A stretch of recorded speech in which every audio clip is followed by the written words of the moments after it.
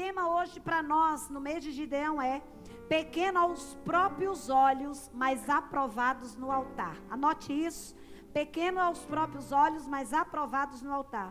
Juízes, capítulo de número 6, verso de número 15 em diante. Deixa eu colocar aqui na minha Bíblia para a gente acompanhar. Verso de número 15 em diante. A Bíblia vai dizer: mas, Senhor, como posso libertar Israel? Vocês já entenderam no início que eu disse para vocês, né? Que Deus chega, se apresenta a Gideão e fala: ó, você vai ser levantado para você libertar o povo dos midianitas, libertar a Israel. E até hoje Israel sempre é uma nação perseguida. E aí ele vai e fala, né? Mas, Senhor, como que eu posso libertar a Israel? Perguntou Gideão. Meu clã, ou seja, minha família é a mais fraca de toda a tribo de Manassés. E eu sou o menor, eu sou o menos importante da minha família. Olha como que Gideão se olhava. Deus tinha chamado Gideão para uma missão. Deus tinha chamado Gideão para um propósito. Deus tinha chamado Gideão porque ele diz assim, ó, o que você não vê em você eu consigo enxergar. E muitas vezes a nossa vida é assim, né? E aí ele vai e fala para Deus. Olha a resposta que Gideão dá para Deus. Ele está dizendo mais ou menos o seguinte, ó. A minha família, volta o verso 15, meu filho. A minha família, coloca em outra tradução, fazendo favor. Pode ser isso. E ele lhe disse, Senhor meu, com que livrarei a Israel? Eis que a minha família é a mais pobre em Manassés, e eu sou o menor na casa de meu pai. Próximo. E o Senhor lhe disse, portanto eu lhe hei de ser contigo. Diga para o irmão que está do seu lado, Deus é com você também. Olha para mim, Deus vai respondendo para Gideão, dizendo assim, ó, você está me dando desculpa de quem você é. Mas eu estou dizendo que não é sobre quem você é sobre quem está com você. Era mais ou menos isso, Deus olhando para Gideão e dizendo, ó Gideão, você está se vendo muito pequeno, mas eu não vejo como você vê. E o Senhor lhe disse, portanto eu lhe hei de ser contigo, e tu ferirás aos midianitas como se fosse um homem sequer. E ele lhe disse, se agora tenho achado graça aos teus olhos, dá-me um sinal de que és tu que falas comigo. Rogo-te que daqui não te apartes, até que eu volte e traga o meu presente e o ponha perante ti. E disse, eu esperarei até que voltes. 19. E entrou Gideão e preparou um cabrito e pães asmos e uma eifa de farinha. E a carne pôs no cesto e o caldo pôs numa panela. E trouxe-los até debaixo do carvalho e lhe ofereceu. Porém o anjo do Senhor lhe disse, toma a carne e os pães asmos e põe sobre esta penha e derrama-lhe o caldo, e assim fez. E o anjo do Senhor estendeu a ponta do cajado que estava na sua mão e tocou a carne e os pães, e então subiu o fogo da penha e consumiu a carne e os pães asmos, e o anjo do Senhor desapareceu dos seus olhos. E então viu Gideão, que era o anjo do Senhor, e lhe disse, Senhor Deus, pois viu o anjo do Senhor face a face. Amém? Então o tema que eu escolhi para hoje, para a gente falar, semana passada nós falamos sobre estratégia, e hoje eu quero dizer para você, pequeno aos olhos dos homens, né? Pequeno aos olhos, mas aprovados no altar.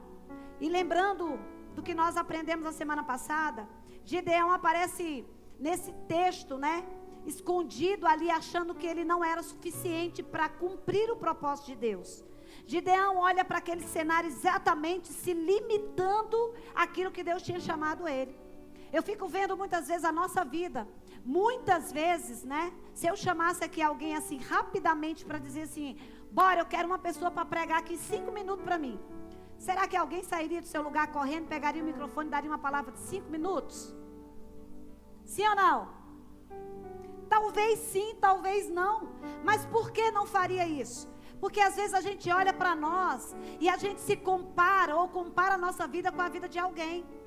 Gideão, ele estava olhando para ele dizendo, eu sou incapaz de vencer os midianitas, porque eu sou um homem de família pobre, eu sou um homem fraco, né? Eu sou um homem pequeno. Como que Deus vai confiar tamanha responsabilidade a alguém que não tem nome, não tem sobrenome, não tem dinheiro? E quem disse que o chamado de Deus tem a ver com nome, sobrenome ou com dinheiro?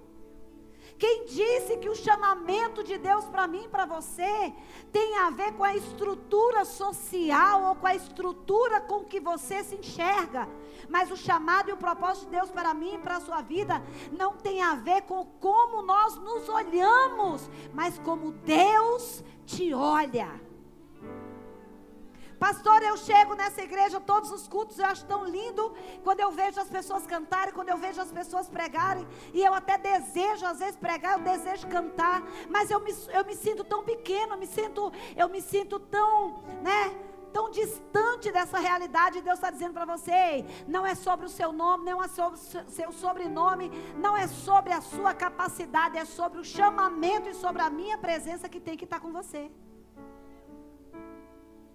E aí, Gideão está exatamente nesse cenário de limitação de Deus, para Deus. Ele olha para ele primeiro e diz, eu não estou olhando para a promessa, eu estou olhando para mim. A minha condição é essa, eu sou pequeno diante dos homens. Eu sou pequeno, minha família é pobre, o clã da minha família não é conhecido na cidade. Como que Deus vai escolher alguém tão pequeno, tão improvável para fazer algo tão grande? Diga para esse irmão que está do seu lado, Deus está olhando exatamente assim para você. Talvez você se sente pequeno. Bora, gente, cadê vocês? Estão aí? Vocês estão aí, gente? Está aí, sim ou não? Talvez você se sente tão pequeno, mas Deus tem algo tão grande a fazer na sua vida e você está aí dando desculpa para Deus. Eu vim pregar para uma igreja viva hoje, tá bom? Ninguém morreu aqui, o apóstolo está doente, mas ele não morreu. Eu estou pregando para uma igreja viva, você está aí. Eu não saí de casa cansada para pregar para uma igreja morta. Eu vim aqui para pregar para uma igreja que está pronto para receber uma palavra de Deus e de direcionamento na sua vida. A Igreja Batista Aliança é essa igreja viva, amém? Cada culto que você chegar, levante a mão, aplauda, a glória a Deus. Nós não somos uma igreja, apática, não, distraída, não. Nós somos uma igreja profética, apostólica. Amém ou não amém? Glória a Deus. Posso continuar? Gideão aparece nesse cenário. Vambora aí, bota fé nessa bateria, bota fé nesse negócio, porque eu acho que quando o teclado está muito assim, aí a gente também vai assim, né? É igual louvor, eu gosto quando o louvor dá aquela pegada, tá, gente? Hoje eu estou assim, no movimento, tá? Se você não der glória a Deus, nem grava isso hoje não, porque senão o povo vai até me estranhar lá na rede social. O povo pega só o que não pode. Fala para quem está do seu lado, você está vivo, não está? Então vambora. Reage, crente. Reage, crente. Reage, crente.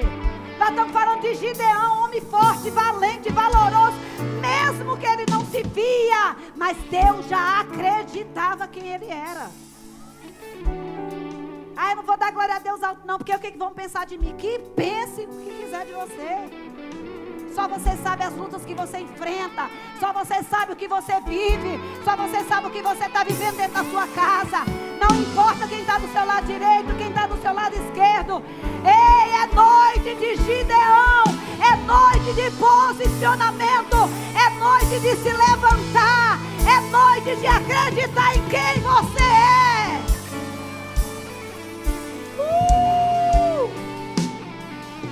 Põe mais som aqui pra mim, gente, que eu tô me sentindo abafada. Hoje eu tô demais, né? Hoje eu tô me sentindo abafada aqui, ó. Antes de Deus mudar a situação de Israel, ele precisou mudar a forma como Gideão se via. Quando Deus chama Gideão, ele diz assim: olha, Senhor, eu sou de família pobre. Quantas desculpas você já deu para Deus? Quantas coisas Deus já quis fazer através da sua vida, e você olha para você e fala assim: ai, quem sou eu para pregar assim? Quem sou eu para cantar assim? Quem sou eu para levar a palavra assim? Ei, assim como você pensa na sua alma, é assim que você é. Se você pensa que você é um fraco, você será um fracassado. Se você acha que você é frouxo que você vai ser. Mas se você se enxerga como alguém grandioso, é assim que o diabo também vai te enxergar. Porque quando você se mostra que você é fraco, parece que até o diabo vem e quer te esmagar. Mas quando você se levanta e se posiciona, nem ele aguenta quando você se acorda pela manhã. Pelo amor de Deus, reage, acorda pela manhã. Mesmo que não tenha nada para você comer, acorda glorificando, acorda adorando, acorda dizendo: pode não ter hoje, aqui e agora, mas eu sei que o Deus que eu sirvo vai prover. Gideão estava se sentindo o pior.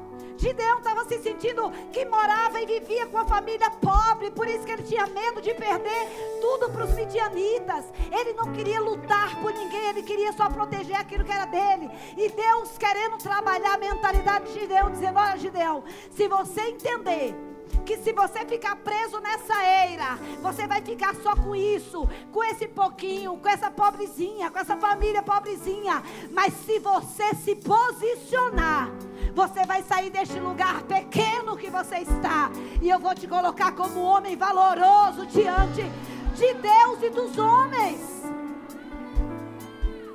Quem é você quando a luta chega? Quem é você quando a aflição bate à sua porta? Ou você vira um leão, uma leoa, ou você fica lá, coitadinho, refém do adversário. É ou não é? A gente precisa se posicionar. A gente precisa entender que muitas vezes o nosso eu, aquilo que mora dentro de nós, que é o espírito do homem que habita em nós, nos faz nos enxergar desse tamanhozinho. Ai, quem sou eu para ter direito a um emprego como esse? Ah, não, eu sou de família pobre. Quem disse? Se Deus quiser te colocar e te elevar e colocar no lugar mais alto, Ele vai fazer. Porque Ele é Deus. Agora, se você fica sonhando somente com coisas pequenas, são as coisas pequenas que vão limitar quem você é. Se você fica olhando somente para a vida, com a vida só dá aquilo para você, Deus tem muito mais para dar para nós. Tem gente que não se sente merecedor nem de usar uma roupa bonita às vezes.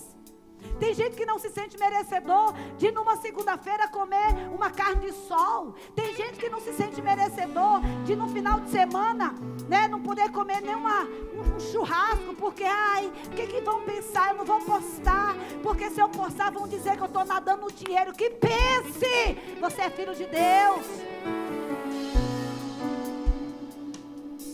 Tem gente que tem a mentalidade tão pequena que às vezes não quer vestir nenhuma roupa bonita. Ai, porque se eu mostrar que eu estou com a roupa bonita, vão achar que eu estou nadando no dinheiro. Ei, eu posso não ter R$1 no bolso, mas eu vou andar bonito para quê?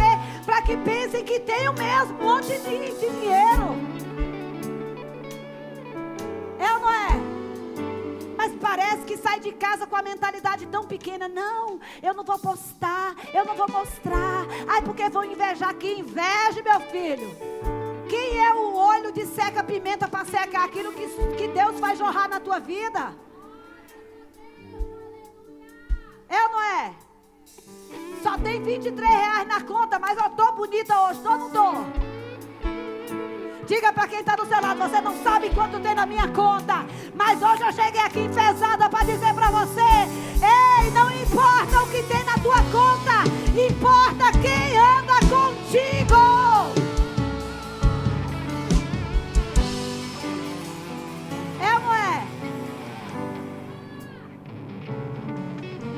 Deus está falando com você? Porque a gente fica assim. No dia mal a gente fica com cara de abatido. Eu encontrei com alguém essa semana. Rapidamente eu fui na rua comprar uns negócios, no supermercado, comprar uns negócios para levar para casa, que as meninas estavam lá em casa e estavam faltando a carne na hora do almoço. E eu corri, né? Corri para comprar, cheguei no supermercado, alguém olhou para mim e falou assim: nossa, pastora, você passando tudo isso, uma semana no hospital, mas você tá bonita. E era para eu estar com cara de morta? Eu sei em quem eu tenho crido. Eu sei que o meu Redentor vive e se levantará como se levantou. Mas se você mostrar fraco no dia da tua angústia, a Bíblia diz que a tua força será pequena. Diga para quem está do seu lado: vambora, vambora, sacode, sacode. Essa cara de derrotado não combina com você. Essa cara de derrotado não combina com você. Nem na época que eu pedia de porta em porta, eu ia com cara de derrotada.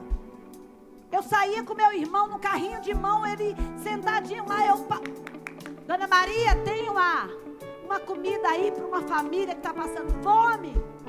Mas eu saía toda bonitinha, arrumadinha. Sabe por quê? Porque se eu me mostrar fraca no dia da minha angústia, a minha força será pequena.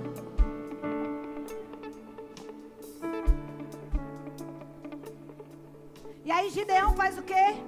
Antes de Deus mudar a situação de Israel, Deus queria mudar primeiro Gideão. A situação interna de Gideão, que se via como o quê? Como pequeno. Mas Deus já via ele grande. Deixa eu dizer para você. Você se sente pequeno diante das coisas. Ah, pastor, isso é humildade. Humildade é uma coisa, a gente tem que ser humilde mesmo. Mas a gente tem que se sentir, não somente que a gente é pequeno, mas saber que existe um Deus grande que caminha conosco. Tem um Deus grande que caminha com você. Você pode até se sentir pequeno nessa noite, mas tem um Deus grande que caminha com você. O verso 15 vai dizer, ele diz: a minha família é tão pobre em Manassés, eu sou o menor da minha casa. Ei, Deus não queria saber se a família dele era pobre, Deus não queria saber se a posição dele era pequena, Deus não estava querendo saber se ele tinha incapacidade como homem, como pessoa. Deus estava dizendo: ei, Gideão, você está se definindo pela sua origem, mas eu estou te chamando pelo teu propósito. Às vezes a gente se define pela origem que nós somos, de onde nós saímos. Se eu tivesse que me definir pela minha origem, gente, nem aqui eu não estava. Eu estava sentada tomando, Rivotril de todinho. Em vez de todinho, eu estava tomando Rivotril. Porque a vida de fato não foi fácil para mim. Foi fácil para você? Mas se você parar nessa vida difícil, parece que ela fica pior, vai te atropelar. Mas o Deus que caminha do seu lado não vai deixar você paralisar. Gideão, naquele momento, ele entende que Deus estava olhando verdadeiramente para o propósito dele. Deus fala para Gideão: Gideão, eu estou falando para você de destino. Eu não estou falando de história. Eu estou falando do destino daqui para frente. Eu não estou falando do que passou, de quem você é, do que você foi. Eu estou falando do que vai ser daqui para frente se você mudar a sua mentalidade. Se você ficar somente: ai, isso já aconteceu comigo, não vai dar certo. Aí você tenta fazer algo: ai, não vai dar certo. Não deu certo até aqui, mas daqui pra frente, quem caminha comigo vai dar certo. Quem crê nisso? E muitos estão assim, falando de que quer viver algo grande. Às vezes você até quer viver algo grande na sua vida. Quem aqui pensa pequeno? Eu não penso pequeno. Eu penso grande, mas para que eu possa viver algo grandioso, a minha mentalidade precisa alargar, a minha mentalidade precisa crescer, porque Deus não confia coisas grandes em quem tem a mentalidade pequena. Você acha que Deus vai te dar algo grande se a tua mentalidade não cabe a grandiosidade daquilo que Deus quer para você? Você até sonha com algo grande, mas você se vê desse tamanho, incapaz de realizar o propósito que Deus já estabeleceu para você. Então nós precisamos, filtrar os pensamentos. Às vezes, eu não tenho estrutura. Filtra esse pensamento negativo. Eu não sou suficiente para isso. Isso não é para mim, eu não mereço. Tem essa questão do merecimento. Quem disse que você não merece? Se você trabalha, se você desfruta de algo do seu trabalho, por que você não merece? Tem gente que trabalha igual, sabe, nem relógio hoje trabalha direto. Relógio tem pausa também.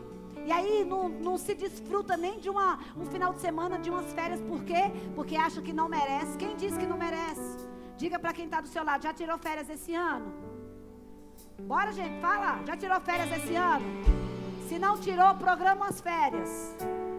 Pague em 24 vezes e vai desfrutar daquilo que Deus tem para você.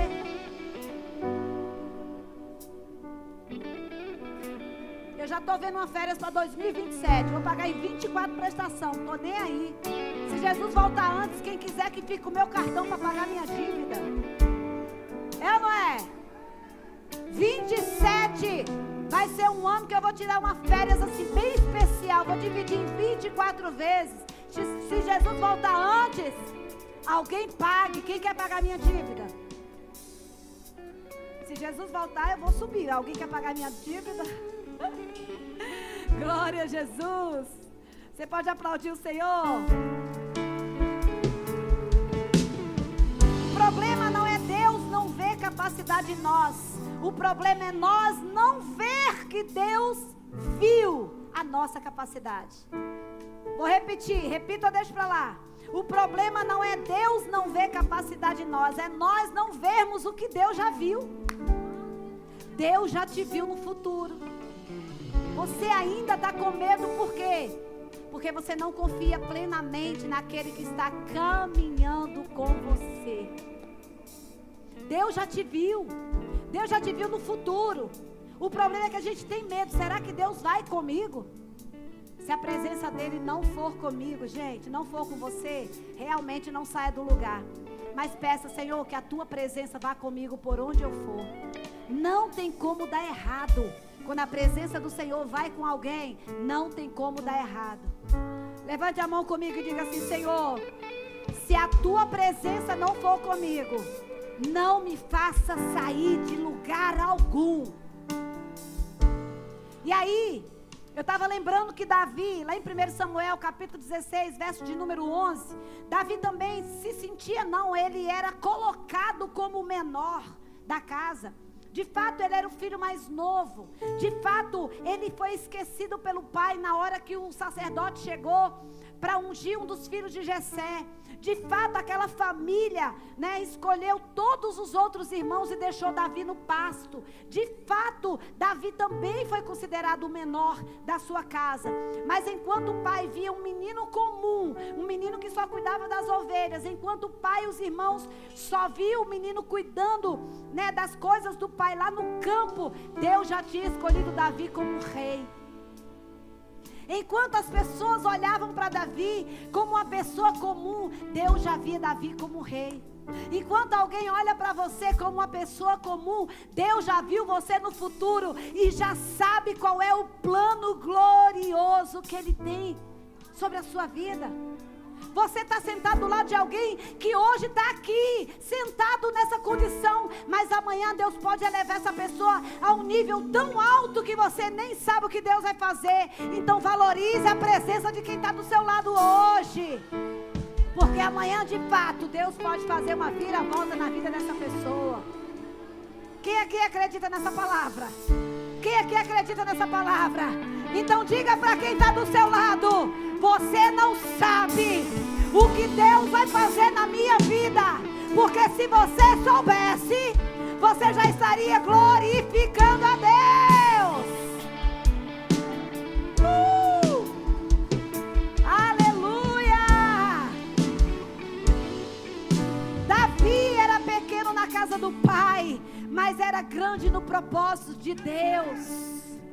Talvez você se sente pequeno, pequena nessa noite, aos olhos humanos, aos olhos das pessoas. As pessoas talvez não validam quem você é, as pessoas talvez não validam o que você faz, mas o céu já te reconhece como alguém grandioso diante de Deus. Meu Deus, tem alguém aqui para acreditar nessa palavra? Meu Deus, eu sinto a presença de Deus essa noite. Deus está mudando a chave da sua mentalidade. Deus está mudando o nível que Ele colocou você e que você ainda não enxergou, mas o nível já cresceu. Quero que você saia daqui pensando, o quanto você poderia confiar mais em Deus a partir desse culto. Você está confiando no gerente do banco? Você está confiando no seu pai que vai te dar, um carro? Você está confiando no seu marido que vai te dar uma moto? Você está confiando em alguém que pode te dar coisas? Mas deixando de confiar naquele que não só pode dar coisas, mas que pode dar tudo que você precisa. Aleluia. Deus não escolhe pelo tamanho da pessoa. Coloca essa frase para mim, meu filho. Deus não escolhe pelo tamanho da pessoa. Deus não escolhe pela condição social da pessoa. Deus escolhe pelo tamanho do propósito. Quem aqui acredita que tem um propósito de Deus? Talvez ainda não foi definido o seu propósito, mas você precisa sair deste culto certo e certa de que há um propósito tão grandioso de Deus para a sua vida, que vai ser impossível de você ficar nessa pequenez, a sua mentalidade. Segundo ponto, e eu caminho para a gente ir terminando. Deus muda a referência de quê? Do que eu sou para Ele. Ele se via pequeno, família pobre, mas Deus fez o quê? Mudou como que ele se enxergava. Verso de número 16, meu filho, coloca aí. 6:16. 6, não, Samuel não. Juízes 6:16. E o Senhor lhe disse: porquanto eu hei de ser contigo, tu ferirás os midianitas como se fosse um só homem. Olha a palavra, a afirmação de Deus, porque eu hei de ser contigo. Deixa eu dizer para você aqui nessa noite, do lado de cá, Deus é contigo. Pastora, mas isso é um jargão. Não, é a palavra, Deus é contigo. Eu vou repetir de novo aqui para esse lado. Deus é com você. Se você dá um passo, Deus está do seu lado. Se você dá outro, Deus está do seu lado. Se você dá outro, Deus está do seu lado. Vai dando passo, que à medida que você vai dando passo, Deus está do seu lado. Para onde você vai, Ele está do seu lado. Do lado de cá, para onde você vai, Ele está do seu lado. Para onde você vai, Ele está do seu lado. Para onde você vai, Ele está do seu lado. Para onde você aponta,